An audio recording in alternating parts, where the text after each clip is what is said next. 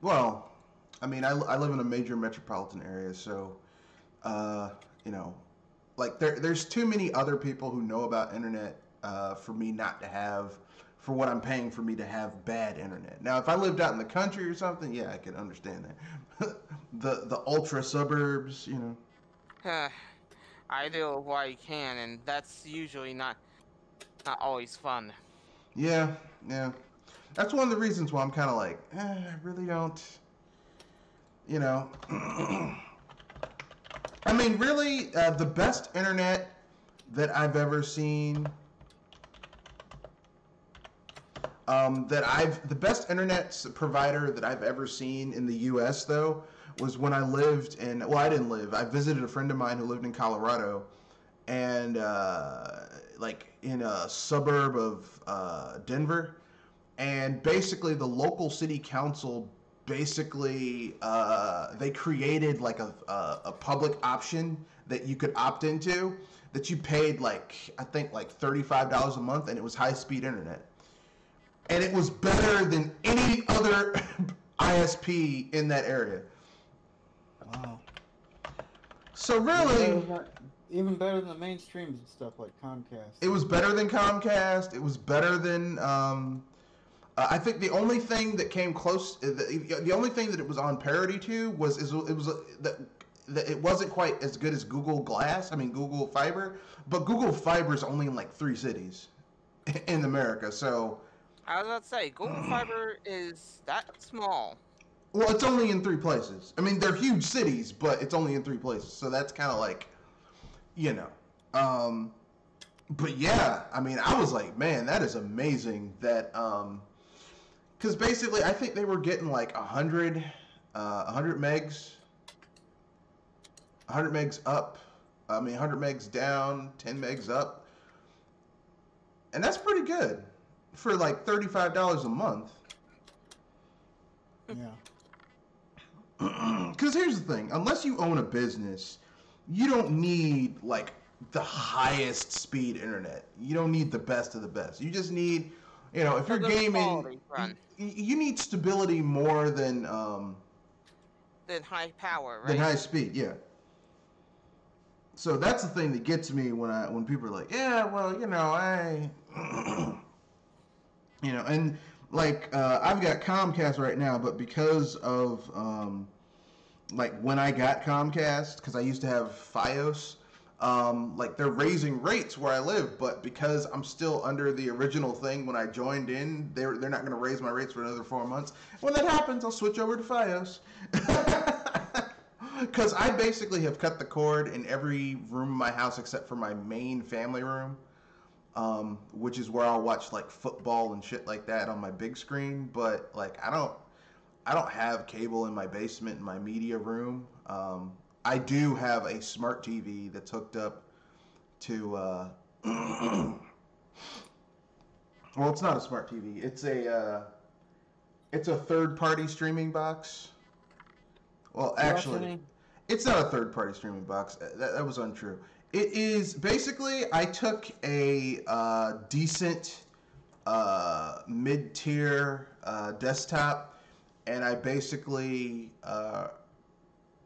rejiggered it and got some older parts, um, like last gen parts, and now it's all just for streaming, streaming to the TV, and I feel okay about that. Need to know. Because with most internet service providers, like you're gonna get a lot of shit for free with the ISP anyway. Though you might want to be careful of how much you bundle onto that. No, I don't mean bundles. Like if you have Comcast, you get HBO Max for free with Comcast.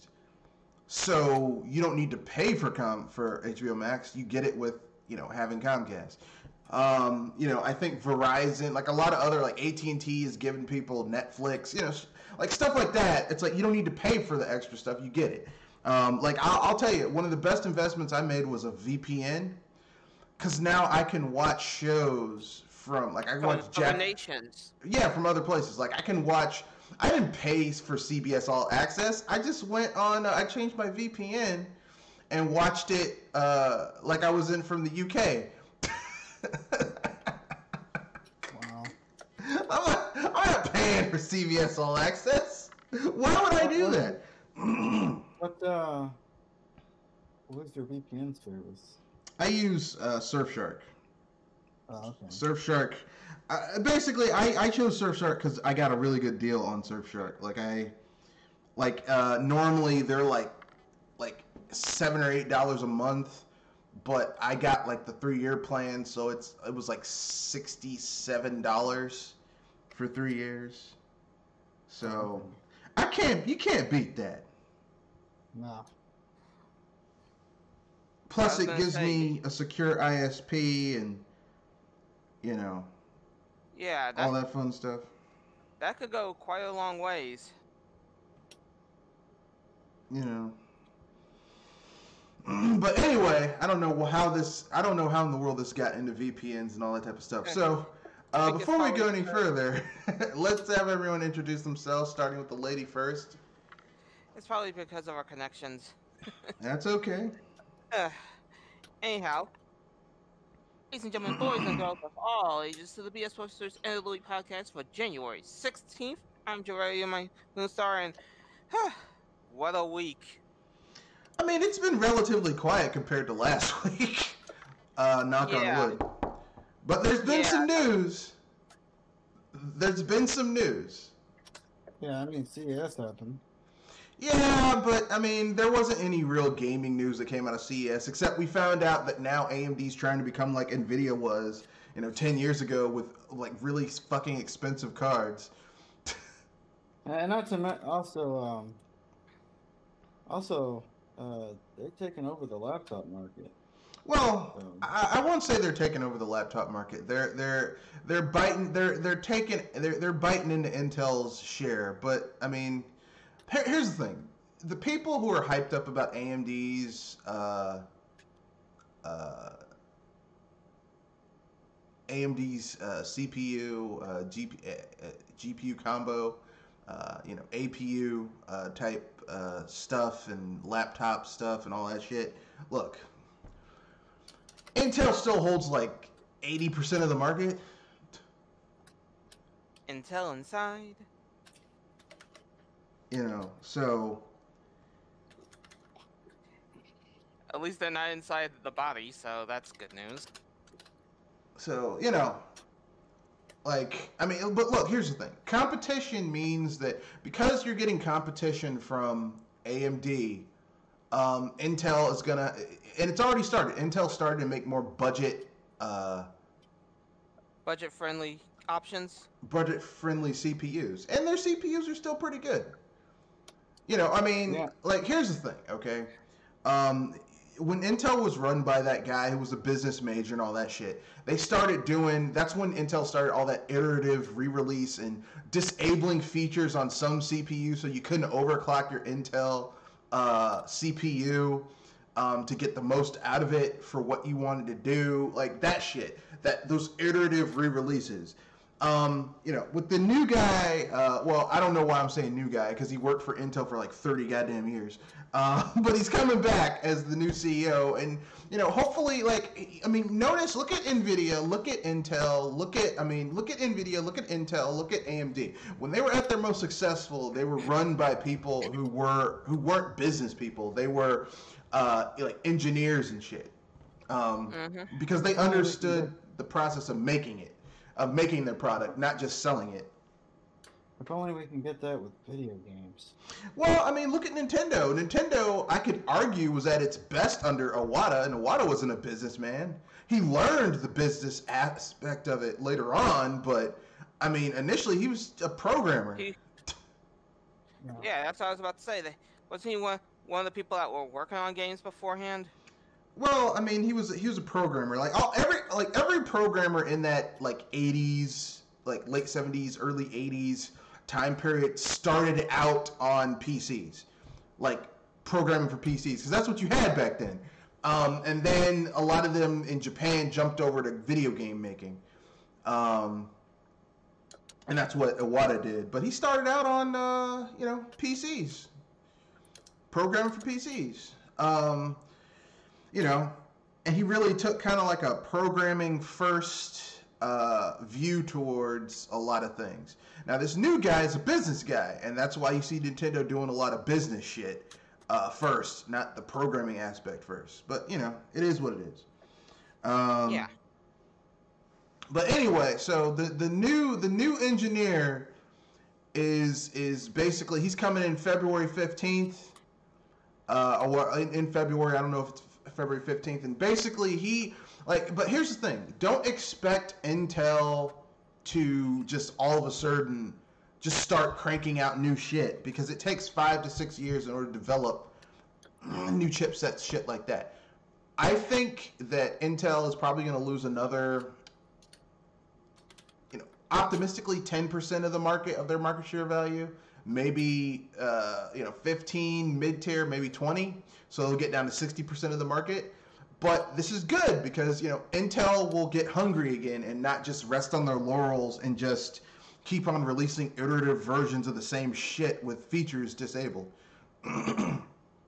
Which is what they had been doing under CEO Bob Swan. You could say it's his swan song. So, I mean, that's a good thing, I would wager. What are your guys' thoughts on that? I mean, we're going to get into more gaming. I mean, how do you think this is going to affect gaming? I just don't. I see a lot of videos. Few hundred. Is Intel gonna? Is Intel doomed? Well, it's over. Look, they're $1 billion company. They would have to make several failures. They're over $1 billion company. Yeah, they're over $1 billion company. They would have to make several hundred failures in order for them to go out of business. I think they're gonna do it. And like I said, they basically have an 80% market share. And even if AMD, here's what people need to understand about AMD. AMD is a small company. I mean, they're punching above their weight, but they're a small company. It's like they don't have the infrastructure to take on AMD directly. Or Intel? Is it AMD to take on Intel directly? Yeah, they don't have the infrastructure to take on Intel directly. Because here's the thing, okay? Intel, I think they're the only chip manufacturer of the big three, Intel, AMD, and NVIDIA, that also have their own fabrication facilities to make their own chips. Mm-hmm. And NVIDIA doesn't make their own chips. AMD doesn't make their own chips. So basically, once Intel gets their 7-nanometer process down, once they have the best practices on how to get their 7-nanometer process down, then they can put that into practice, and then they're the only ones who have the means to really just do it. You know what I'm saying? On their own dime. So they can make their own chips at cost to themselves. Whereas AMD, no matter how good their chipset is, they gotta pay someone to make it for them. Yeah. So, I mean, I don't know what to tell people. I mean, just look, calm the fuck down. Intel's gonna be fine. Their new CEO, it's gonna take 5, 6, 8. It's gonna take at least 5 years. On the most optimistic scale, it's gonna take at least 4 years for them before we get results from them. Yeah, and that's being very, very, very optimistic. If everything goes right, they get the 7-nanometer process down, they keep it quiet enough to where they can put best practices in at the chip manufacturing facilities, and it's going to take a while, but I have faith in this guy because, like I said, this dude had been working in that field for 30 goddamn years. Once you work in a field for over 20 years, you're an expert. 30 years, you are an expert among experts. Yeah. Unlike some people, there's a reason you have experts around. It's you can't know everything. Like me, my business, I am not good at day-to-day management, managing people. Not because I can't do it, but I tend to hover and micromanage. And when you micromanage people, And that's how you usually end up with a problem, right? Yeah, when you micromanage people, you actually make them less efficient, okay? And it sends the message to your employees that you don't trust them to do their job. I'm more of like an over manager. Like like micromanaging is great when someone's first learning on the job, because then, they might not be sure. But once they master their tasks, let them do their job. Yeah. And I had to learn that the hard way because, I hired an efficiency firm. They looked at it. They said, actually, like, you're becoming your employees are becoming less efficient and making you less money by you micromanaging. So me being hands off actually makes me more money, or did before COVID-19. But under normal circumstances, me being more hands off made me more money. So, I hired someone to manage for me. They managed 3 locations, and had to shut them down again because of COVID, but it's How okay. Fun. Well, I mean, knock on wood, in 2018, 2019, we offered supplementary insurance to our employees, and we took it out on the business. So thanks to supplementary insurance, I'm not hurting, and my employees aren't hurting. But I mean, goddamn, if I didn't have that, I would be not in very, very bad shape, because I'm not carrying a huge amount of debt on me, business and personal wise. But if I was carrying a huge amount of debt on me, business and personal wise, I'd probably be up shit's creek without a paddle. But that's not the case. So, but it wasn't great. But anyway, Intel, once Intel gets their shit together, and put people who are capable in charge of things, it's going to be great. Like, I fucking hate Steve Jobs, but he was right on that. When the engineers and creators aren't in control of a company, and you start getting business people who just worry about the bottom line and not how you got to the bottom line, like what the process was to get there, then your company starts going downhill. And that's what happened to Intel under Bob Swan. But now they're getting an engineer back in charge, and that means that the chances of them getting their shit together is quite high. Because, like I said, you look at NVIDIA, the current CEO is, I think she's an engineer by trade. She's not a business person. The guy in charge of NVIDIA, also an engineer by trade. Yeah. My point behind all this is to say this. I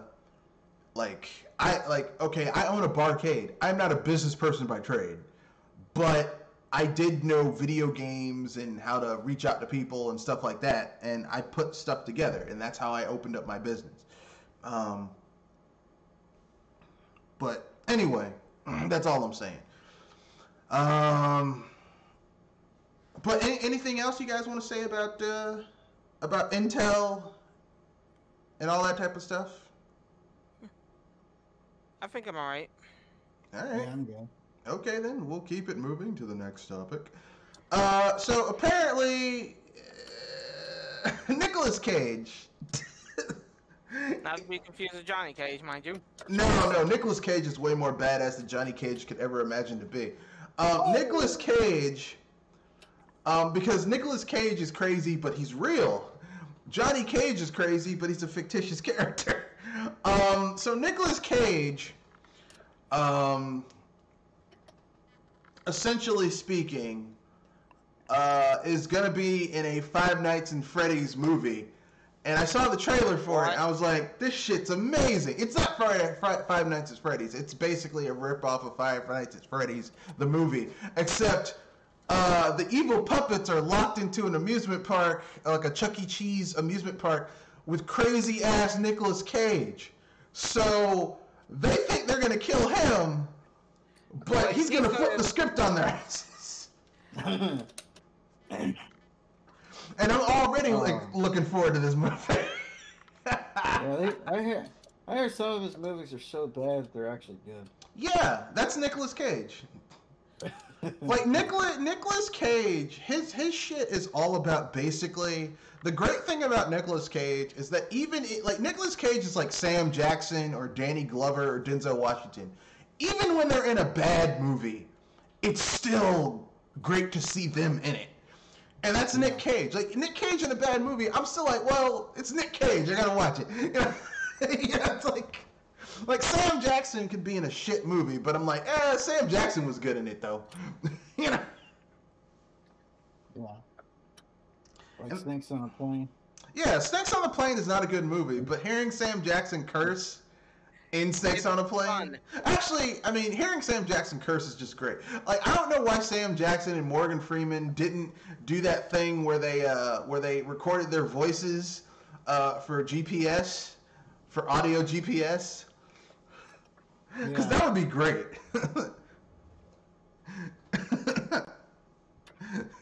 Like hearing Sam Jackson give you directions but cursing at you.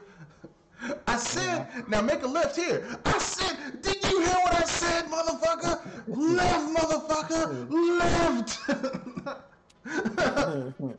I told you to make a left, you stupid motherfucker. That would be hilarious. I don't know why Sam Jackson hasn't done that, but Sam, if you do it, just give me. I just want 5%. That's it. Okay, because it was my idea. But yeah, Morgan Freeman would be great too. Just narrating everything you do. Mr. Miles DeSoto is going down the street. He's got 25 miles to go until he hits the concert hall. You know, he knew that he had to go down to the concert hall in order to get some from his girlfriend, Miss Sweet Louie Hayman. It's like, why'd you say that out loud? Morgan Freeman's voice so smooth, she don't even get mad. It's like, yeah, well, you know, we make it, you might get some. But anyway, yeah, so yeah, Nick Cage, you know, like people forget he's an Oscar-winning actor. And he's been in some really good movies.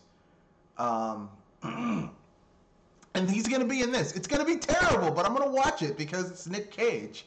It's Nick Cage being crazy. And Nick Cage being crazy is always fun to watch. Like, Nick Cage being crazy is like one of the best films going experiences you'll get.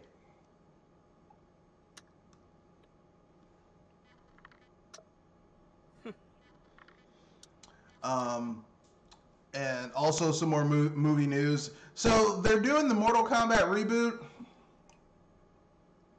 As we all know, it was supposed to come out last year. Mortal Kombat reboot? Yeah, but weren't those movies terrible? The first one was okay. The second one was terrible. And there wasn't a third one. Maybe there was a third. I can't remember. Then they rebooted it as a web series, and that was kind of shit. And then they did an animated series, the cartoon that was terrible. Basically, Mortal Kombat has just been on a downward spiral of mediocrity. But apparently they're rebooting it yet again. But it's gonna do something that's never been done in Mortal Kombat series, as far as on TV and shit. It's rated R. Maybe Mortal Kombat was always mediocre. The only reason people liked it was because of the blood and gore. That is true, and that's why the new Mortal Kombat is rated R. Which makes so much sense. Like, why do they keep on trying to make... Like, stop trying to make Mortal Kombat for kids. It's violent. It's supposed to... Look, you cannot have a video game... Gory. It's supposed to be bloody. It's supposed to be a painful experience to watch because of the gore and violence. You cannot have a video game where you can punch a motherfucker off of a ledge, fall to their death, and impale their ass on a spike, and be like, "This is for kids." No. I mean, if anything, if you're trying to go that way, at least give us the humiliation moves, like Johnny. Well, like somebody tossing their sunglasses and making you dance to death. Well, they did have humiliation moves in Killer Instinct, which was basically Mortal Kombat knockoff. But I'll be honest with you. I think Killer Instinct during the 16-bit generation was a better fighting game than Mortal Kombat. I tried It's playing. surprising. I haven't played the older ones really, but I tried playing the newer one, Mortal Kombat 9. It's like this game feels too slow. It's too sluggish. Yeah, but Mortal Kombat was always kind of slow and sluggish. It was never a fast game. Yeah. But that's why I like the anime fighters. Like, you know. Guilty Gear, Blaze Blue, Street Fighter. Yeah. Yeah, but anyway, so Mortal Kombat is coming back this year. It's rated R. They created the thing is, it has all the usual characters you expect, but they also have a new character who has the Mortal Kombat logo branded into his chest. Okay. Which, I mean, I'm probably gonna watch this just because to compare it to the original. Because here's the thing. There's been quite a few movies over the past few years that were reboots of old movies that they went for an R rating, and the original that was not rated R was better. Case in point, that Hellboy reboot. Oh god, that Hellboy reboot was bad. It was a steaming pile of shit. Living Water or whatever that? No. That was the Guillermo del Toro film that he made that kind of had Abe Sapien in it, but he couldn't call it Abe Sapien because he wasn't in charge of that anymore. The Hellboy reboot is the movie that starred Mia Jovovich as the villain and had the fat dad bod guy from that Netflix show about like the kids in the weird ass town and shit. The guy's the sheriff. It had him as Hellboy. Stranger? Yeah, Stranger Things. Yeah. It had the guy who played the sheriff in Stranger Things, playing Hellboy with prosthetics. And that movie was rated R. It was CGI blood, which is terrible because CGI gore is like it's Lazy. it's fake. It's so fake. Like, if you do a combination of CGI and practical special effects, it's not that bad. But if you just use all CGI, it looks ridiculous. And that movie, that movie had an R rating, but it, like, when there's so much CGI, like, even the CGI makes it look like you're watching a cartoon, and not a good cartoon. So, that movie sucked. And the worst thing about the movie was at the very end, they literally pulled the climax of the film. They pulled the same fucking climax from the Hellboy reboot as they did from the first Hellboy film. Like, it was at that moment that I was like, you know what? Fuck this movie. Like, fuck it. I wrote a bad review for it on Rotten Tomatoes when I reviewed it. I was like, fuck this movie. Like, if you're gonna do something, if you're gonna do a reboot, you better be as good as or better than the original. You can't be worse. Mediocre.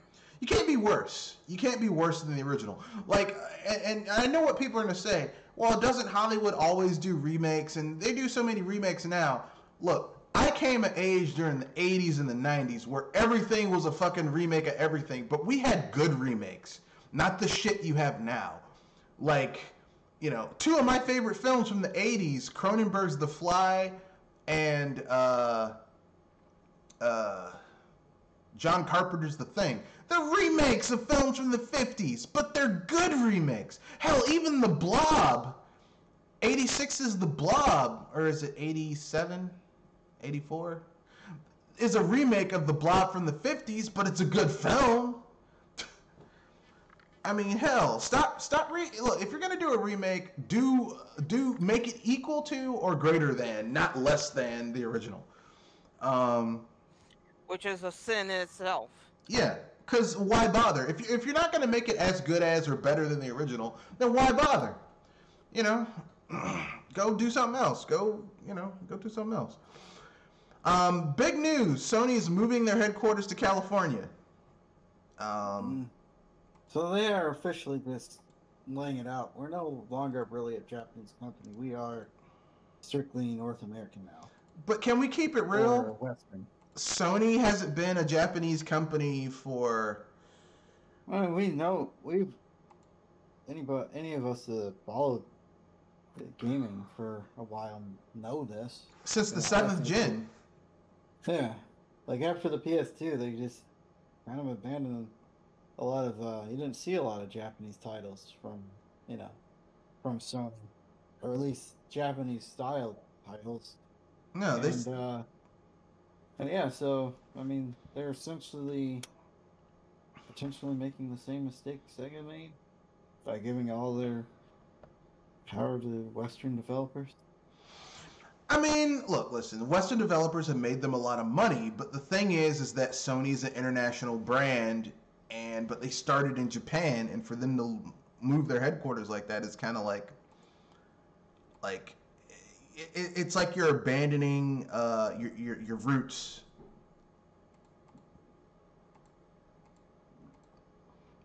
But I'm not surprised because Sony hasn't given a fuck about Japan for years, as far as gaming wise. Yeah. Like I said, they haven't. I was about to say no F's about it. They haven't released games that really appeal to the Japanese market since the 6th gen. Like from the PS3 onward, they have not given a fuck about the Japanese market, I would say.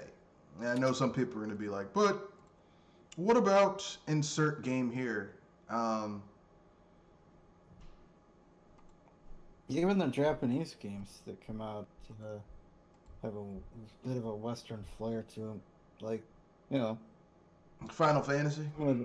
Yeah, like some of the Japanese games that they push, are geared towards more Western audience, like, action role-playing games. That's true. Things. That's true. The sad thing about Sony is, and the Japanese third parties that supported Sony, is that basically, like, Sony gave these people the gun and they shot themselves in the face with it. Like, Square Enix destroyed themselves trying to appeal to the Western market. And they're still trying to do it. They're like, well, we need to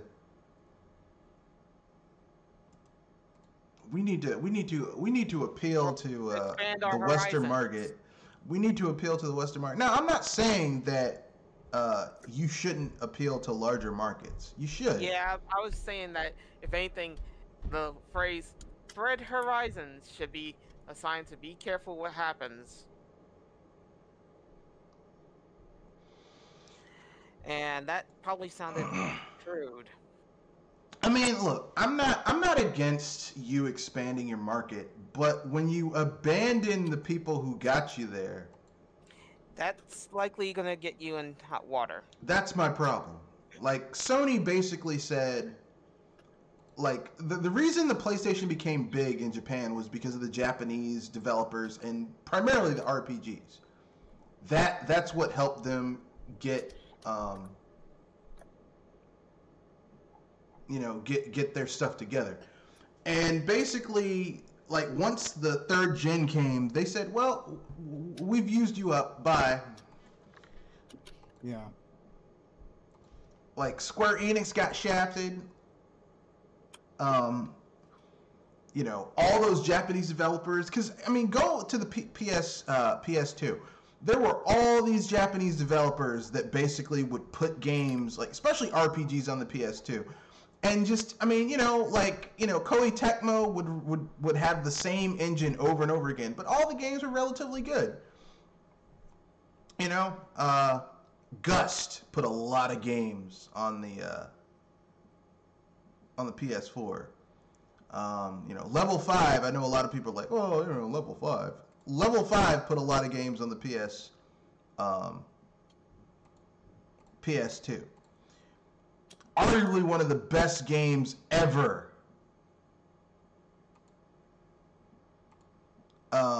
Well, two of the best RPGs, like action RPGs I've ever played, were on the PS2, and that's Dark Cloud and Rogue Galaxy. Yeah. And those are really good. Those are legit good games. Dark Cloud 2 is kind of the weakest one because it tries to do too much. Yeah. But it's still not terrible. It's like there's too much going on, and a lot of it is just kind of not connected to each other. Yeah, the mech killed it for me. It's like, I don't want to have to worry about this stupid mech. It's like I also have to build a mech and find pieces for the mech. Like, and here's the thing. It's not that the mech was there or that there was all these different player gameplay systems. It was the fact that some of them felt so disconnected from each other that it was like, what's the point of me doing this? You know, like well, you can only fight this creature if you have the mech. yeah. The mech only has so much fuel. Yeah. You know, it's like, oh, come on, really? Yeah. I mean, that was kind of like, I mean, like that's where Rogue Galaxy got it right. Because there's different gameplay systems, but they fit together so much better. Like, okay, it's like, why am I catching bugs in this dungeon? Because I have to give this guy this thing. But later on in the game, in order for you to upgrade your characters, you'll have to find random shit in order to unlock new abilities, in order to power up your characters so that you can be strong enough to face tougher enemies. Makes sense. You have to make you don't have to. You can make weapons in the game in order to make like upgrade your weapons and shit like that and become more powerful throughout the game. That's like the best way to do that is when you unlock the factory, which lets you make these things, which you have to find the ingredients in order to make the factory work. So it's like all this shit works together. Like Dark Cloud 2 is just like, okay, well, then we had an idea, we threw it in there. Like there's no we had an idea, we just threw it in there. That's basically, that should be the mantra of Dark Cloud 2. Also, the protagonists in Dark Cloud 2 suck. Yeah. And I said it. I don't want to hear any, oh, well, they're not that bad. Yeah, they are. They're terrible. They absolutely suck. It did sound like Robin from Teen Titans. That kid and Mia Maxwell, they suck. Neither of those protagonists are cool. Tone from Dark Cloud 1 and the team you assemble were way more interesting than anything we got out of Dark Cloud 2. Not to mention the heel turn in Dark Cloud, the first Dark Cloud, where you find out that the guy who you was like, man, this guy's the villain. He's the bad guy. He's just as much a slave to the fucked up shit that's going on as you are. Oh. He's a slave. Isn't the genie the villain? The genie is the villain, but the genie is the villain, but the guy who you meet early on in the game that you think like he's got Vegeta vibes, and you're like, oh, this guy's the bad guy. He's been cursed just as much as all these other places. In some cases, worse. The guy with the white hair. Yeah, he's not the villain. Like there's more shit going on than you originally like. You know, the first Dark Cloud had really good music. Oh yeah, that music was fantastic. But anyway, keep it moving. So speaking of shit moving, so PlayStation, the boss of PlayStation says they aren't moving away from Japan, with the PS5 being a big thing, but that's a lie because basically, everything Sony does is calculated on how they can get bigger and claim more territory. That's their whole MO. And so basically, for them right now, it's like, okay, we want to be bigger, but we can't, like, Japan is riding up our ass.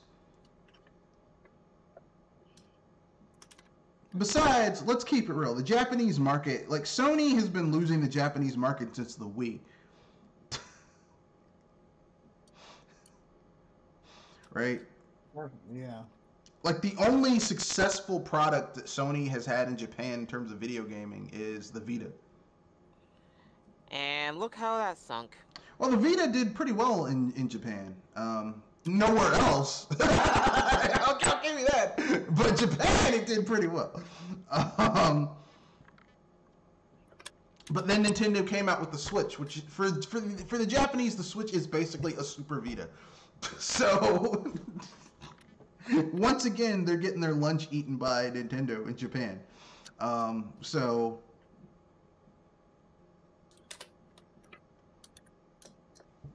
you know, they're moving someplace where they can stretch their legs and have less competition. But I mean, I don't really think that's going to work all that well because I mean, you've got Microsoft in America, and Microsoft. I mean, let's be fair. Microsoft hasn't had a stranglehold on America ever, really. To be honest with you. I was gonna say it was more like they touched it. I mean, in video gaming. Now, in terms of their OS, yeah. The Microsoft has a stranglehold with their OS and their web applications and all that shit. But gaming, no. So I don't know where to go with that. What? Yeah. So when it comes to everything else, pretty much have the entire world. But when it comes to gaming, not so much. Yeah. Which is kind of funny because Microsoft has more money than God, and they've spent tons of cash, and they have never dominated a single console gen. That is hilarious to me. Because the people, it just seems like the people who made the Xbox didn't really, weren't really like programmers. I mean, I guess they were programmers, but the people who are in charge weren't avid gaming enthusiasts. Yeah, I mean? To them, the Xbox was just a product. It wasn't a gaming platform. I guess Phil Spencer is the closest you're going to get to that, but even Phil Spencer's kind of full of shit about a lot of stuff, so, I mean, they all are from a certain extent. It's just some of them are better at proving themselves than others. Yeah. Like Nintendo is better at proving themselves than other companies, but sometimes they can be full of shit. Yeah. They get there. Well, the thing about Nintendo is when Nintendo is in the middle of the pack, they're pretty good. When they're at the bottom, they strive really hard, and you get some really good game experiences. But when Nintendo's on top, oh man, they get arrogant, and they stop giving a shit. and then the next generation they get humbled. That's basically how Nintendo works. They get arrogant, and then they get knocked down a peg, and then they come back, and they're a bit better. So right now with the Switch, they're getting kind of arrogant. They got arrogant with the Wii. They got arrogant with the NES to the SNES. And then they had to get knocked down a peg with the N64. Which commercially, the N64 was a humbling for Nintendo, but we got some damn good games out of it. So I mean, as a gamer, Nintendo at their best is when they're fighting, right? Is when they're basically like they have to put forth effort and great games. Well, when I was in college, I saw more people have N64s than PlayStations as it pertains to retro consoles. Well, I mean, it was multiplayer, yeah. The multiplayer stuff. Yeah, for me, when I was in college, I saw mostly N64s and GameCubes because of the 4-player co-op. That was basically it. Now, I had a Wii as well, which is also a GameCube, so... in college as well. Well, no, did I? No. I kind of did. No, I had a Wii at the end my last year in college, and then when I graduated, completed my coursework, when I was working in DC, like we had like my Wii was in the living room, and they would play that. So, yeah. Yeah, I think the GameCube. I was thinking about this today because I was seeing somebody unbox a GameCube. It's like I think it's one of my favorite design consoles. Like, Oh yeah, because it looked like a console. Yeah. It looked like a console. It was very well designed. It had a lot of bells and whistles to it, but it was hidden. Plus, it was modular, so you could add shit to it, like a modem, and a Game Boy player, a Game Boy Advance player. Just the GameCube was, I think, Nintendo's last console.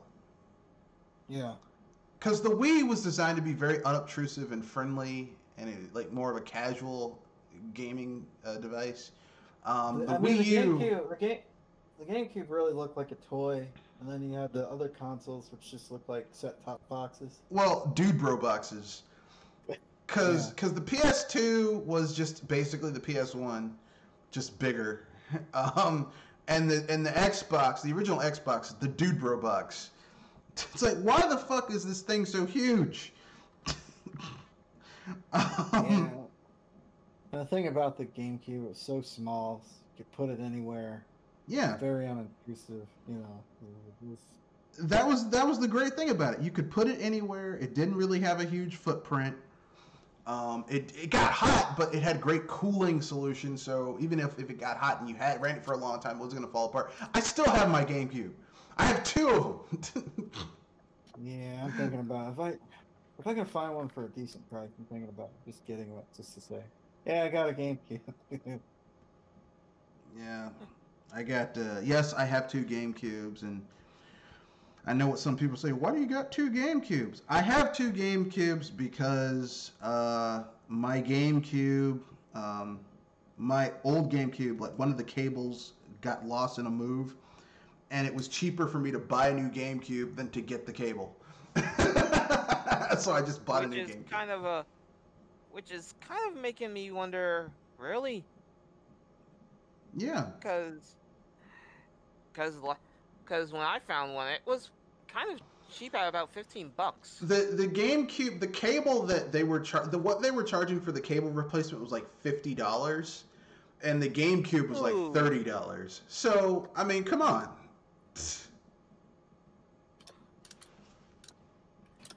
I was thinking that you were looking through all kinds of markets, since I know that you like cheap. No, actually, I got my GameCube from GameStop. Okay. This was a long time ago. This was like, when did my second GameCube? I got my second GameCube like, Jesus. Yeah, you can even now you can get a refurbished GameCube from GameStop for like $20. I was remembering that kind of is weird to hear you say that it costed more to get a core cable than a GameCube. Yeah, the cable that I needed, they were selling it for like $50-something, but the actual GameCube was like $30. I was like, "Wow, that's an easy sell." I mean, you know, Paper Mario Thousand Year Door, $113.47.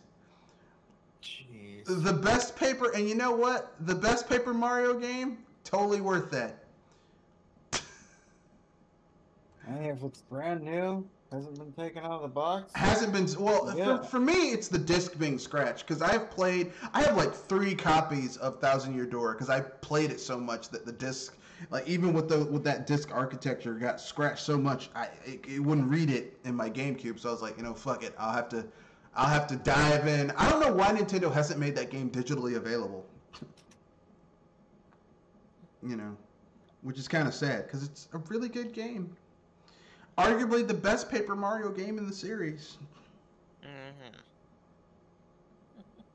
But can you get it digitally? Fuck no. You can get the original Paper Mario for the N64 digitally, and that game is like, it's okay. It's not great. Thousand Year Door is so much better. I will say this much: Thousand Year Door does suffer from like, until you begin to upgrade the shortcuts in the sewers, there's a lot of backtracking. But once you upgrade the shortcuts in the sewers, it's not that bad. Yeah, I mean, if anything, The only time that you'd really be having a heavy backtracking session would be for, I think, Chapter 7. I mean, any of the things where you're like trying to find all the star bits and the hidden places for the shines so that you can upgrade your characters. Mandatory backtracking. Optional is mostly for trying to find the good stuff. Yeah, but I mean, if you're playing an RPG, you want to find the good stuff. That's the point. You want to be as overpowered as humanly possible when you fight bosses, so you can kick their asses. That's why I was saying that if you have to backtrack on as a mandatory thing, that's when you probably are going to be feeling the blog. Yeah. Anyway, so it's very expensive. I don't know why it's not available digitally. Just so that these people who've never played Thousand Year Door or the original Paper Mario on the N64 they're like, oh, I like this new shit because I never played the old shit, and you just give them a chance to play the old shit, and then they can decide for themselves. Anyway, I bought another GameCube because I know why I got it. I know another reason why I got another GameCube, because my Wii wouldn't read GameCube discs. Which is kind of weird. And when I pulled out, I don't know. I think maybe the secondary laser just wasn't really, because it reads Wii discs just fine, but not Wii U discs, not GameCube discs. So what I did is I pulled out my old GameCube and I was like, well, this will work. And then I was like, I couldn't find the cable because I had moved. I've moved multiple times. And I was like, I can't deal with this shit. So I finally said, fuck it, and just got a GameCube for like $30. You can still get a brand new refurbished one for like 90 something. If you go on eBay, you probably get even a better price for it. Or maybe not. I don't know. I'll go look at eBay GameCube prices. Listing. Because at this point, I'm not worried about buying a used GameCube because Nintendo makes pretty good systems, you know? Mm-hmm. I mean, if anything, they're not made of Nintendium, but still, they're pretty good. No, GameCube. The GameCube is still a solid system. The only Nintendo system that I've seen that had design issues and just shit wasn't really doing what it was supposed to do is the Switch. And that was pretty much with the controller. That wasn't the base unit itself. Although people are like, man, I had a GameCube, I had a Switch, and the screen got scratched. I'm like, well, shit. Maybe don't take it out of the charging dock. Maybe use TV mode, and you don't have to worry about it. Yeah, that's what I was about to say. That if anything, it's more in line with the fact that you have to take care of your stuff at times too. Don't be reckless. just don't be going into weird places with the shit. That's all I'm saying. Yeah. That's all I'm saying. Okay, so anyone else have anything else? Even though we kind of went off on a tangent with PlayStation fucking up. Because Sony's always fucking up. Let's just keep it real. They're like the game that can't shoot straight. Imagine how they shoot in bed. You know how they say, you know how in Jurassic Park Ian Malcolm's like, life finds a way. Sony finds a way to fuck up. That's what they do.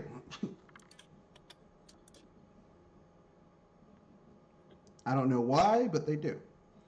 But anyway, keeping it moving. Next topic. Apparently, the Cyberpunk staff, the 2077 staff, knew how bad the bugs were before launch. Now, this is an unverified report but it's from Jason Schreier, so take it as you will. Probably accurate. Because Jason Schreier has been pretty good with his investigative reporting. Yeah, investigative reporting. Mainly, the big thing is, this is the guy who helped break that story about those people at Ubisoft, sexually harassing the shit out of people. Being perverted rear ends, right? So at this point, I mean, I kind of have to agree that maybe there is something going on over there. Like, here's the thing. From what the article says, and there's multiple articles. IGN did one. Here's what we know. Okay, this game didn't start development until 2016. Earnest development. Okay, they announced it before The Witcher 3, but they didn't start development until 2016. So basically, they released this game in 4 years and like 8-9 months. 4 years and 10 months. Okay.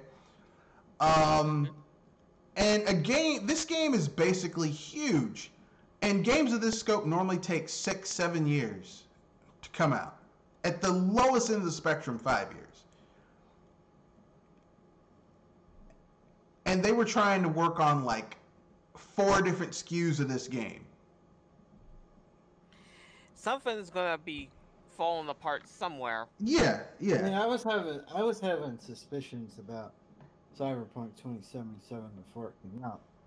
All the delays and it just felt like it's something about the game before it released. It's like, something about this doesn't feel weird.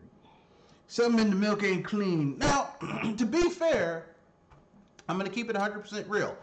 From what we've learned, the lead platform for this game, like I've been saying, people keep on getting angry at me, was PC. Now, I'm not saying that people who bought this game on the PS3, on the PS4 or the Xbox One don't deserve to have a complete gaming experience. They do, because they put down their $60 for what they suspected was going to be a full and complete game. But I don't know how you expected a company that is a PC developer first, like all their other games hit PC first. PC is what they're pretty much known for, and that's their focus for platform-wise. To be able to get out a studio of 500 people, to be able to get out like 4 different SKUs, broad SKUs. If you parse it down, it's like 9. But 4 broad SKUs of one game on multiple platforms, like that was a pipe dream.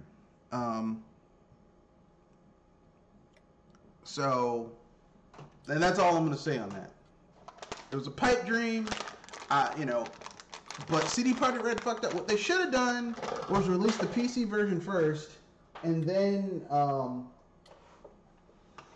basically release the last gen version second. That's what they should have done.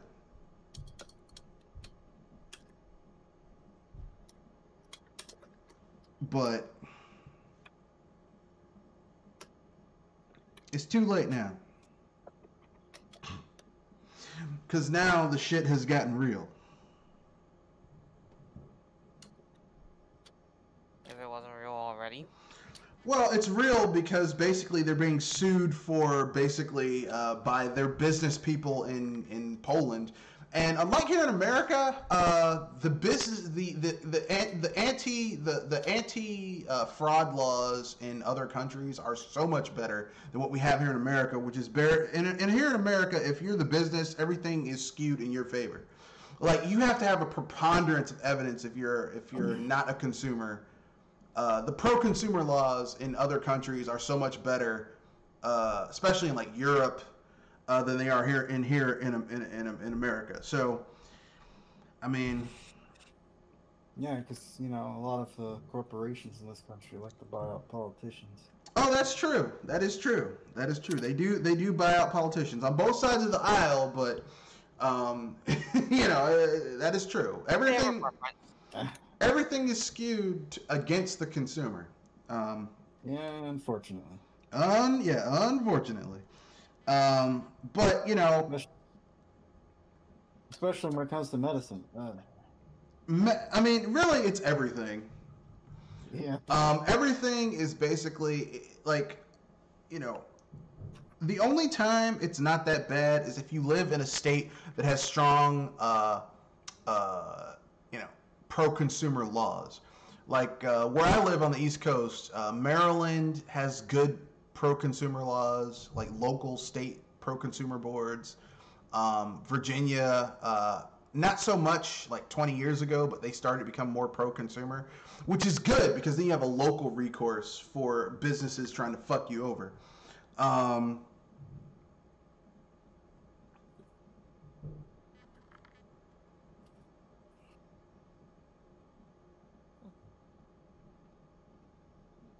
But I mean, that's a rare beast, if you get what I'm saying. True. Yeah. The beast is rare. Rare, I say. And I don't mean Microsoft rare either. But anyway, so yeah, it just depends on where you live. That's why people look. You need to hold people accountable and really look at them, because the way I feel about it is, you're a business, especially if you're like a multi-billion-dollar business, you're going to be fine. And like if your business, if the margins are so thin in your business that you have to do unethical and illegal shit in order to turn a profit, maybe you don't need to be in business in the first place. Yeah. I'm just saying.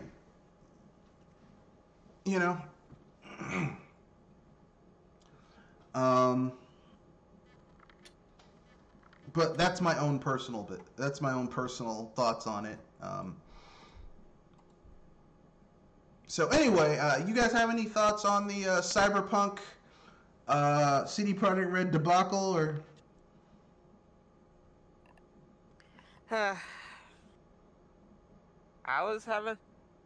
I'm basically just face palming right now.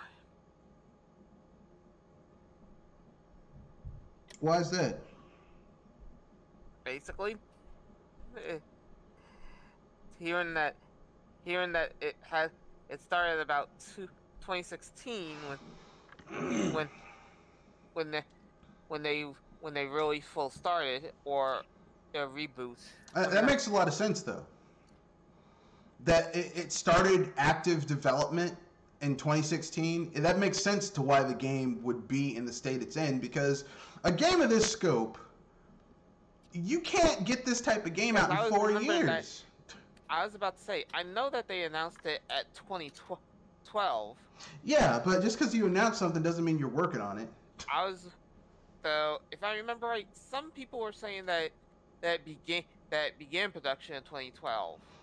Maybe pre-production, maybe like some ideas, but this article is saying that it started earnest production in 2016, which makes, I mean, like, here's the thing, okay?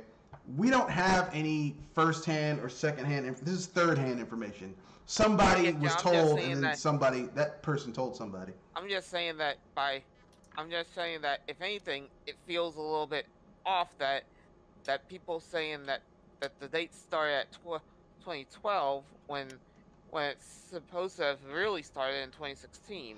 Yeah, that's the thing. They really had a shortened time period. Yeah, if it started in 2012, the game would not be in the state it's in. If it started in 2012, just from anecdotal evidence, like circumstantial evidence, that doesn't make sense. But starting in 2016 makes perfect sense. Yeah, I was gonna say the only way that you could squeeze something like that in around 4 years is if you're somebody like Ubisoft. Yeah, but Ubisoft has like 7-8 worldwide studios, thousands of developers working under them. I'm gonna be honest with you guys. You have to be Ubisoft for that, and we know how they are. What were we gonna say, Kenoshi? I'm gonna be honest with you guys. Some of those glitches I've seen in that game are hilarious. Yeah, I know. Like I'm playing the game on PC, And like I just have like a few immersion breaking glitches. Like I'm walking down the street and everyone else is rendering in perfectly. Then I walk past someone who looks like a claymation doll that hasn't had the features carved in. Like, what the fuck is that? And then the textures will come in and I'm like, oh man, like I wish I could have a bug where I would get on a motorcycle and then fall from the sky and crater into the ground but still be alive for some reason. Like, the version of my game is just slightly buggy. It's not... I feel jealous when I see these bugs where, like, you know, like the dude's face is melting and the car gets in the car and drives off of someone's face and flies in the air. I'm like, why the fuck are these bugs in my version of the game? Why? And I put, like, 40 hours into the game. I'm enjoying it. There are some bugs. I saw somebody driving, or if you were driving... And I just saw, I don't know if it was like this robot or something, just going nuts. Like it was having a connection. I know, man. Like I feel jealous. I'm like I can't even record footage of the games, but because I'm like, man, I'm gonna record some footage of this game being buggy. It's really like, okay, on the PC, if you have a decently spec'd PC, this game is not gonna be all that buggy for you. It hasn't been buggy for me. I'm like, come on, man, where are the bugs? It's just a game. Look, I'm enjoying the game for what it is. I'll be happy once the mods open up and you can add more content to it. I'm happy that CD Projekt Red, like some of these people are releasing patches, and with each patch release, the game gets more stable. You know, but for people who have it on console, especially the last gen consoles, I mean, I don't know what to tell you. I mean, what'd you expect? I mean, I'm not saying that you shouldn't expect quality, but... I was going to say that I think that they expect something decent. Let me put it this way. Something that could put Grand Theft Auto to shame. Like here's my issue with people who have this game on the PS4 and the Xbox One complaining about the bugs, okay? Not that they don't have the right to complain, but it's like, okay, this is a developer who is a PC developer first. All their games, like, they are developed for PC first, everything else second. All their games that have come out, even on PC, they're kind of buggy initially at launch, and then they release a better version later on. Okay? And their games, aside from Cyberpunk, have gotten better with each iteration. Like, Witcher 2 is better than Witcher 1. Witcher 3 is better than Witcher 2. Cyberpunk, in some ways, is better than The Witcher 3. Not a lot of them, but in some ways it is a more technically proficient game. And I mean, I've personally been enjoying it. I like the game. I think that I don't think it captures the cyberpunkiness of the tabletop game all that well. But I've played the Cyberpunk tabletop game, so obviously I'm going to be a bit biased that it doesn't hew as closely to the source material. But it is some good shit in there. There's some baffling things that are missing in the game. Like, you can't... For a game that's set in a technological future where people can literally change their entire body type via body modding and shit like that, apparently, once you create your character, you still can't change how your character looks. Your body. That's weird. That is weird as fuck. Like, there's basic shit in this game that should be there, that is not there. We're talking about the whole mechanical insanity where you mod your body too much, you slip into this madness. Yeah, it's called cyberpsychosis. Cyberpsychosis. It seemed like that was hinted at when the creator of the game was being interviewed when they announced the license. It seemed like they hinted at something like that, but apparently that's not a thing in this game. Yeah, because your character can be modded. Because basically they wanted your character to have everything and be able to have everything. But I'm like, that kind of belies the purpose of a cyberpunk game, of any type of cyberpunk game, is that the whole point is that you're supposed to basically kind of like yourself between human and robotics. Exactly. Like, do I basically do this shit in order to do I do this in order to make it easier for myself right now, or do I stick it out and increase my skill so then I can basically maintain my humanity? that's the whole point of of any game that's set in the cyberpunk genre. And the fact that they don't even really touch on it in this game. Well, I mean, they hint at it. If you walk around in the game, there's this guy you can talk to, and he's like if you're playing as V, it's like he says, "Hey man, you're built like a brick shithouse. Like you're really," because this dude's all muscly and shit, and he's like, "Well, believe it or not, I'm a Ripper Doc, but it's like I've discovered that the more implants you have, the slower the slower you can utilize them." And they tend to have some type of degradation on your mentality.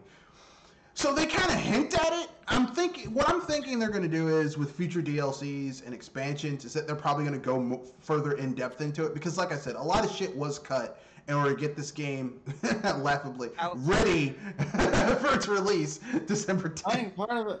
I think part of it is because they wanted people to have that power fantasy where, like you said, they could do anything because it's a mainstream game.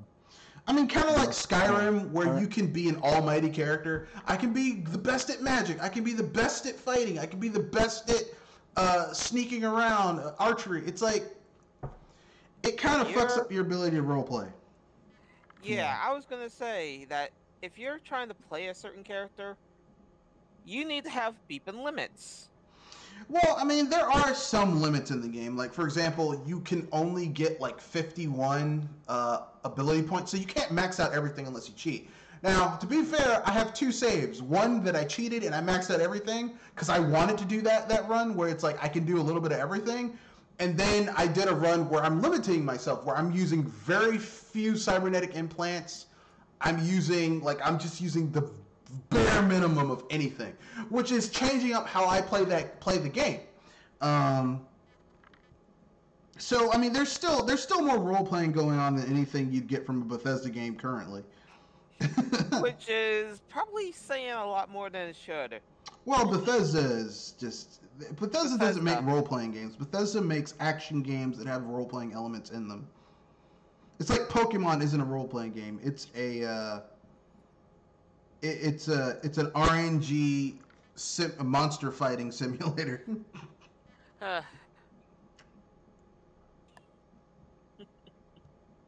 Yeah, I refuse to call Pokemon an RPG.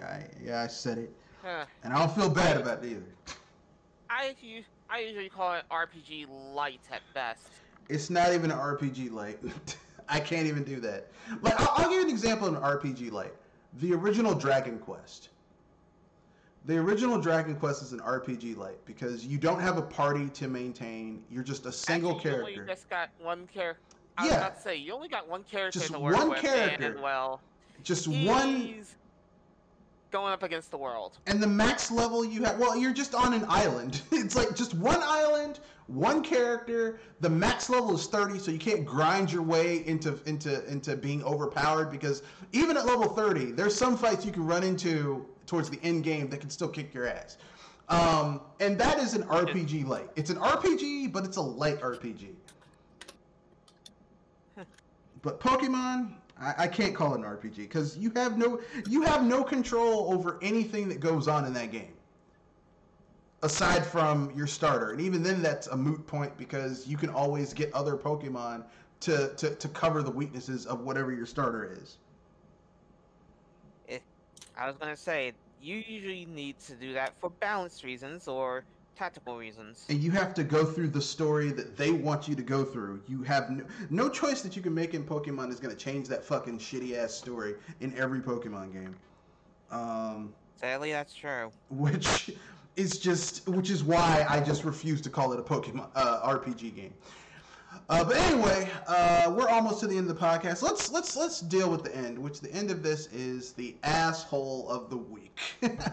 Oh boy. Yeah. Plugs out. Yeah. So my nomination for asshole of the week is CD Projekt Red. Thank you for taking my shot because I'm aiming at the executives of CD Projekt Red. Because now they're all like, well, you see, we knew. It's like, look, if you knew that the game was not running on the PS4 and the Xbox One, and you guys, like, I guess you calculated that, like, you could fix it at post-launch, but... And you end up with this. But you know who I blame for the post-launch fixes?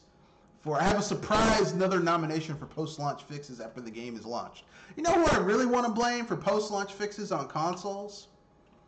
The people who introduced hard drives to fucking video games. With their debut console in the 6th gen, Microsoft with the original Xbox. Well, I think that's a swing. honestly, if it wasn't Microsoft, it would have been somebody else. I think the whole introducing hard drives at consoles would have been inevitable. I know it would have been inevitable, but Microsoft fucking epitomized it. They epitomized it. Yeah. And that started the age of, we'll ship an unfinished game, and we'll fix it post-launch. I think the problem isn't necessarily the hard drive.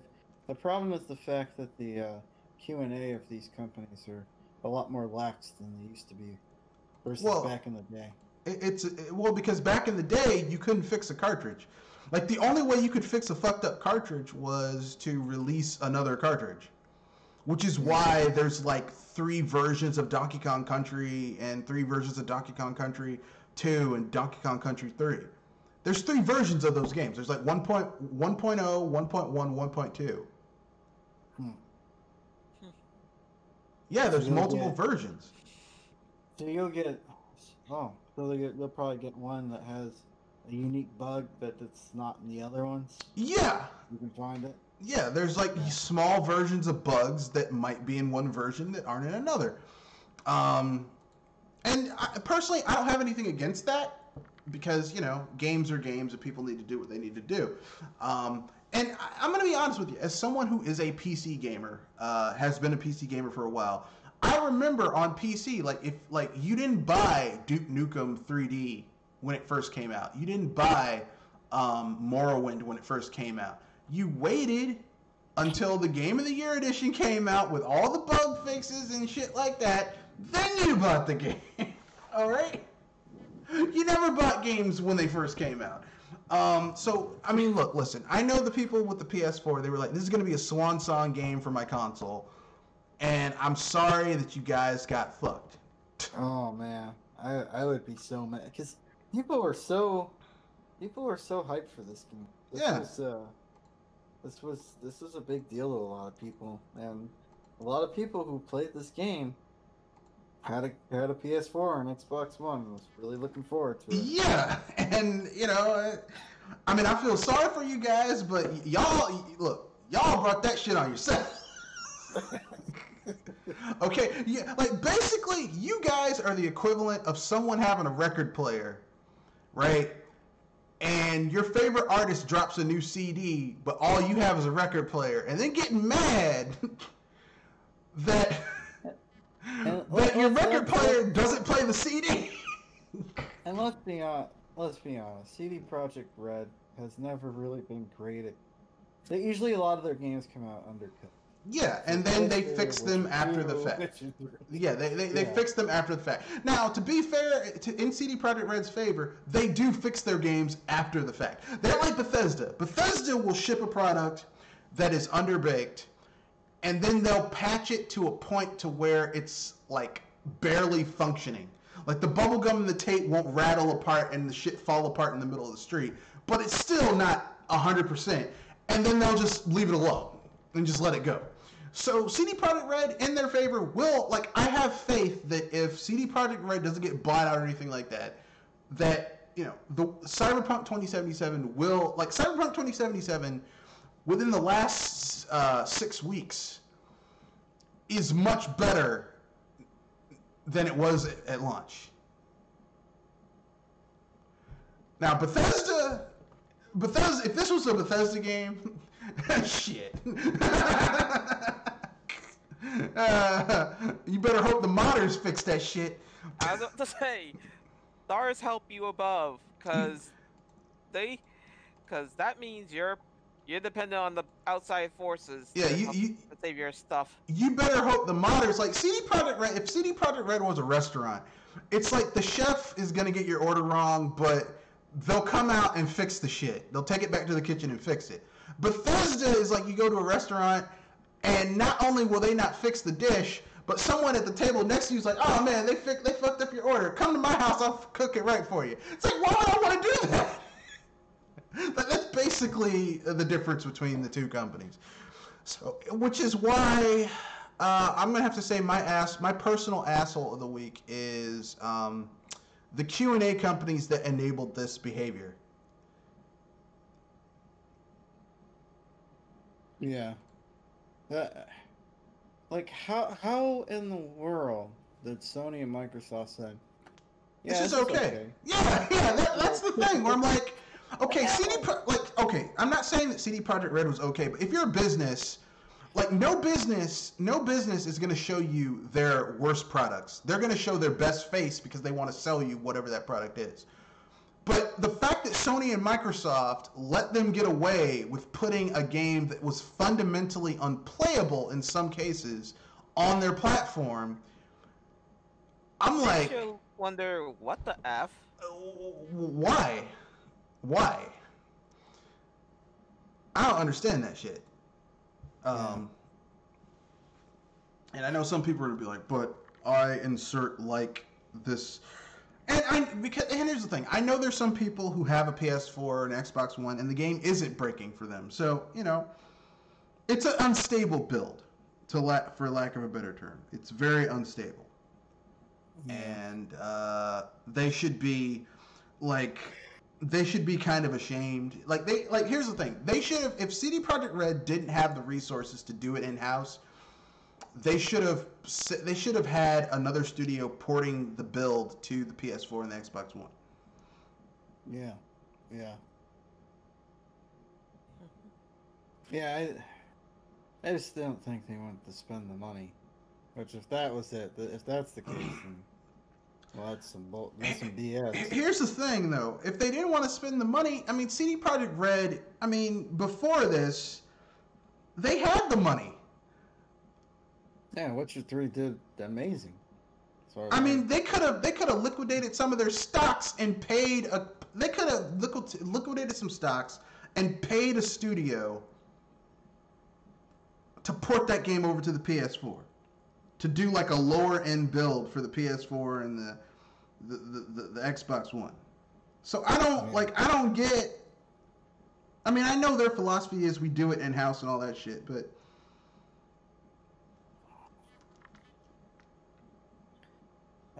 That's probably where a lot of the crunch came, because if they were porting to all these systems themselves, then these people are gonna also have to work overtime.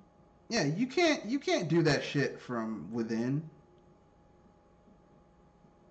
Unless you get some major help. Here's the thing, okay?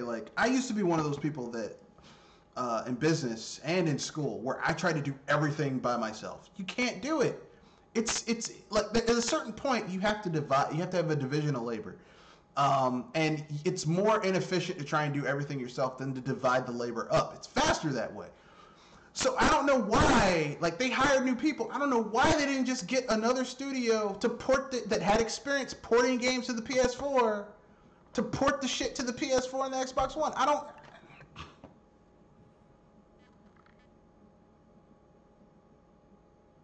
Most importantly, I don't understand why Sony and Microsoft let them release the game in this state. Makes me wonder who their testers are. Because like I said, on PC the game runs fine. On the lead platform, it's fine. As long as you have, a decently... a decently kitted out PC. And look, here's the thing. You don't need the best rig to run Cyberpunk 2077. It helps if you want all the bells and whistles, but if you just want to play the game, if you have a mid-tier gaming PC, or even a mid-tier, normal, just general purpose PC with a somewhat decent graphics card, you can play the game. It's not going to look great, but... shit, if you just want to play the game, that's how PC gaming was back in the day. You weren't always going to have the best shit to run stuff. You just did the best you could with the specs you had. Um, but anyway, yeah, that's my asshole of the week. My asshole of the week is the Q&A people who let this go. I nominated CD Projekt Red, but I mean, as a business person, like, I understand them not wanting to share how badly they were not doing well on that game. Yeah, I mean, that was a red flag. It was a major red flag when the reviewers were like, yeah, CD Projekt Red isn't allowing us to show you the footage that we recorded. Well, I think the big thing was CD Projekt Red isn't allowing us to show you the like, no one got a build of this game, got a PS4, Xbox One build of the game. All they showed was the PC build and the PS5 and PS and Sexbox builds, which should have been a red flag to anyone. Or or just, you know, what they call a vertical slice. You know, so a gussied up version of the PC build. Yeah. Yeah. You know, the people are like, they lied. Look, man, no one is gonna go to a restaurant, buy a product, and then bring out the worst burger they made on the griddle to you, the customer. They're gonna show the best shit they got. They have a lot more. You have to be pretty bold in order to bring out your worst. Yeah, no one's gonna do that. But the fact that Sony and Microsoft let them, like, oh well, we'll fix it later. Really, you're gonna let them do that? For real? Well, the thing is, it's just, it's such a. I mean, people are gonna get mad about this now when companies have been doing this for years. Yeah. Showing you really shiny versions of a game, and then it comes out and doesn't nearly look as good as they showed it because they were trying to reach a common denominator.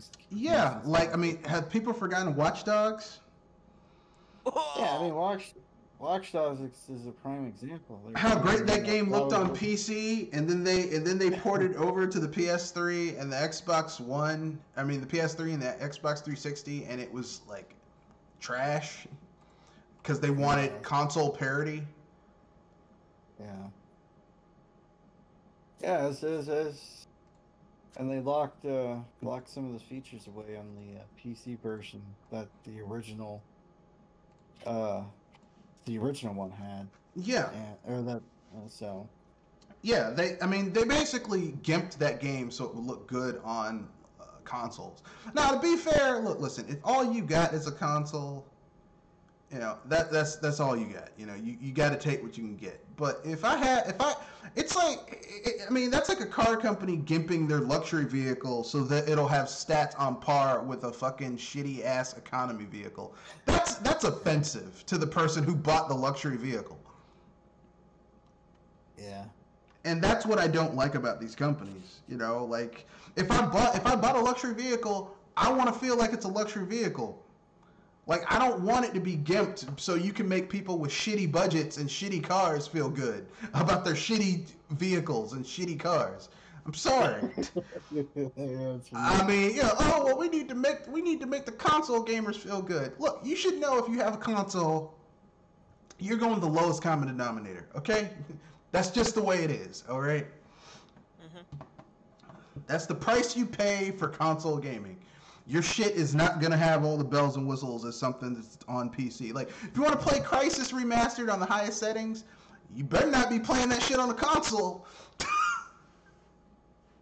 You're going to need a high-end gaming PC. Yeah. Yep. And I mean a high-end gaming PC from 2 years in the future, because even the highest-end gaming PC right now can't run that game on the highest settings. Okay? So now we can bring back, does it play Crysis though? Yeah, that's nice, but does it play Crysis?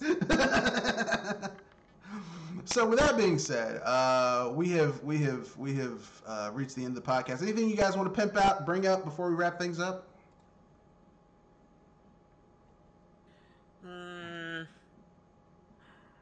Not that I know of on the spot. Sorry. All right. Kenoshi? We joke about all the time that we joke a lot about how, about DLC and how about content about, and we usually use cars as an analogy, and well, apparently that is a thing. Apparently, cars do have DLC and microtransactions. Oh yeah. With Tesla and their if you want heated seats, that's an extra $300 to activate. Or if you want this special feature, that's another $100 to activate. It's like, god dang. Yeah. It's coming to cars now. It's called we are trying to make money. That's what it's called. I mean, cars have had this for years. Like if you have Sirius XM, that's a subscription. You pay for that. Yeah. I mean, to be fair, Sirius XM is much cheaper than it used to be back in the day. But still, you pay for that shit. That is a paid service. That's just the way it is, you know? I mean, here's the thing. I have nothing against paying for shit if it's worth it. Like, like Nintendo's online, kind of trash. You know, they charge for it, but it's worse than the shit was when it was free.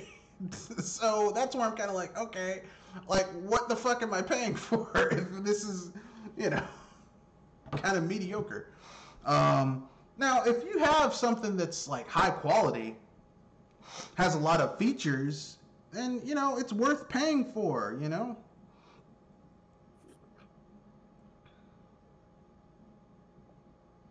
I just got done looking at footage of a Crisis with 3090.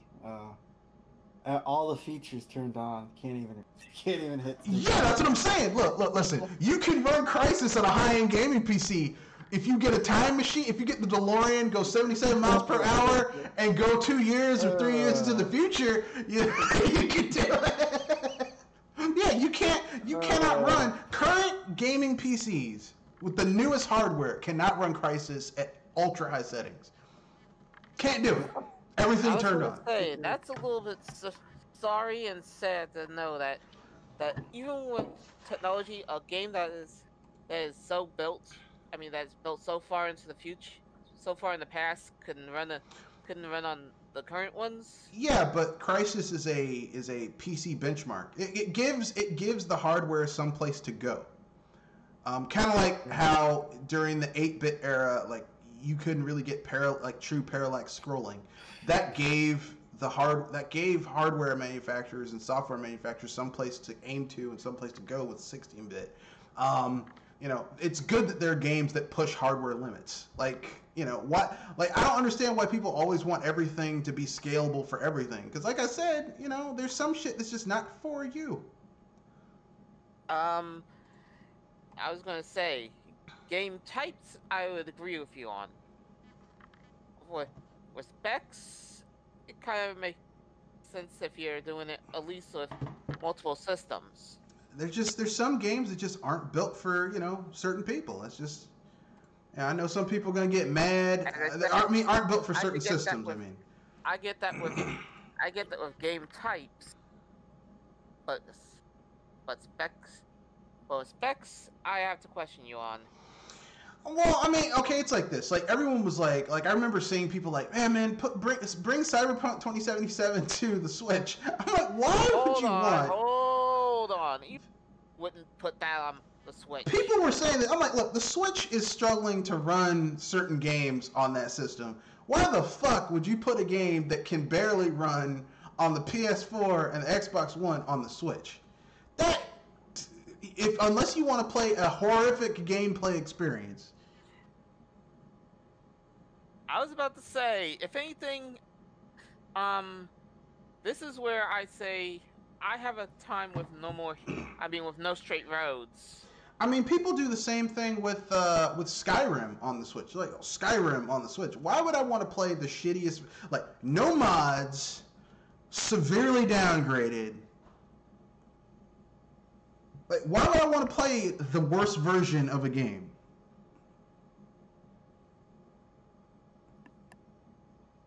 It makes no sense. Damn it. Anyway, that's my opinion. Anything else you guys want to pimp up before we wrap things up? We kind of went over a little bit, but you know, shit happens sometimes. Yeah. Nothing? Okay.